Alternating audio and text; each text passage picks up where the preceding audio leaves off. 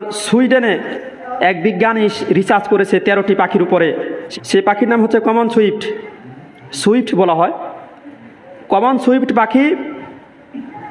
সেই পাখির সম্পর্কে গবেষণা করেছে 13টি পাখি নিয়ে সুইডেনের লুন্ড ইউনিভার্সিটির জীববিজ্ঞানী। তিনি তার সহকর্মীদেরকে নিয়ে 2 বছরের একটা মেয়াদি 13টি সুইফট পাখির উপর গবেষণা করেছে। সেই পাখির পেছে 2টি যন্ত্র সে বসিয়ে দিয়েছে। একটা যন্ত্র দিয়ে দিন রাত মাপা যায়, আরেকটা যন্ত্র দিয়ে তার গতি মাপা যায়।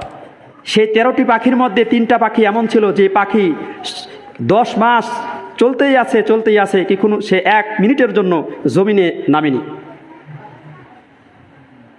এই তথ্যটা দিয়েছে সম্ভবত 29 অক্টোবর 2016 সালে আপনার চ্যানেল আই, সেখানে এই তথ্যটা দেওয়া হয়েছে। এই পাখি তার বৈশিষ্ট্যগুলা কি? প্রাণীতত্ত্ববিদরা বলেছেন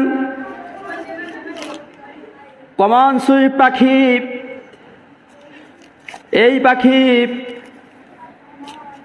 ইউরোপের উত্তরাঞ্চল থেকে মধ্য আফ্রিকায় টানা 10 মাস সফর করেছে। এই পাখি টানা 10 মাস সফর করেছে, কিন্তু এই পাখিগুলা মাত্র 3টা পাখি ছাড়া বাকি পাখিগুলা 1 ঘন্টা 2 ঘন্টার জন্য গাছের ডালে বিশ্রাম নিয়েছিল। আর 3টা পাখি তারা সামান্য সময়ের জন্য বিশ্রাম নেয়নি। বিজ্ঞান বলেছে এই সুইফট পাখিগুলা আকাশে অবতরণ করে দীর্ঘ 10 মাসের পথ অতিক্রম করে পানাহার কেমনে করবে।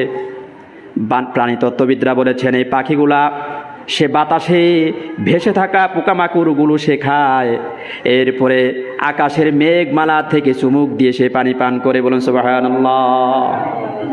এবং সেই পাখিগুলা কেমনে ঘুমাবে? প্রাণীতত্ত্ববিদরা বলেছেন এই পাখিগুলা আকাশে উড়ন্ত অবস্থায় তারা ঘুমিয়ে যায়।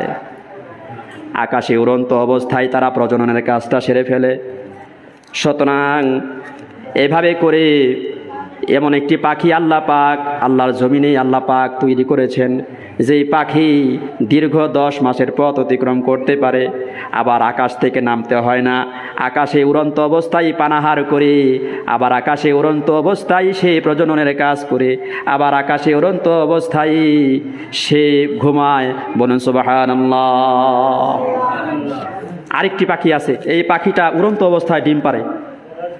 সাউথ ইস্ট এশিয়ার হুমা পাখি, রেসিং হুমা নামে পরিচিত।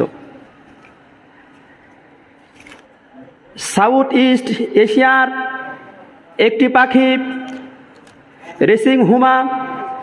প্রাণীতত্ত্ববিদরা বলেছেন এই পাখিগুলা আকাশের উপরে চলে যায় এবং অনেক উপর থেকে ডিম পাড়ে, এবং সেই ডিমগুলা উড়ন্ত অবস্থায় সে ডিম পাড়ে। এমন কোনো প্রাণী দ্বিতীয় নাই যে প্রাণীগুলা উড়ন্ত অবস্থায় ডিম পাড়তে পারে, কারণ ডিম পাড়ার জন্য প্রচুর শক্তির প্রয়োজন হয়। কিন্তু এই উড়ন্ত পাখিগুলা ডিম পাড়ে, আকাশের ওপর থেকে ডিম পাড়ে, আর সেই ডিমগুলা ফোটানোর জন্য তা দেওয়ার প্রয়োজন হয়।